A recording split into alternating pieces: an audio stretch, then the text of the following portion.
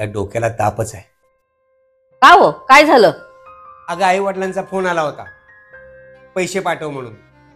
एक तर दिवाळीला मी त्यांना एवढे मोठे पैसे पाठवले होते आणि आता परत म्हणतात की सगळी रानं नीट करायचे आणि लवकर पैसे पाठव। मग द्या की त्यांना पैसे। अगं कुठले पैसे देऊ? हा, आपण शहरामध्ये राहतोय आणि शहरात राहणं एवढं सोपं नाही आहे। इथे प्रत्येक गोष्टीला पैसे मोजावे लागतात। मुलांच्या महागड्या फी, त्यांचं शिक्षण, एवढा मोठा खर्च असताना मी कुठले पैसे त्यांना देऊ?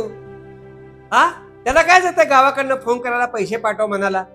अहो द्या ना। मुलीने पैसे मागितले शॉपिंगला तर लगेच देता, मुलाने मागितले तर लगेच देता।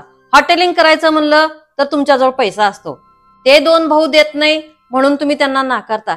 ते शेत कुणासाठी करतात हो? त्यांना काय गरज आहे करायची? ते शेतात दोघं राब राब राबतात आणि तुम्ही तिघांना भागवतात। त्यांचं वय आहे का ते शेती करण्याचं?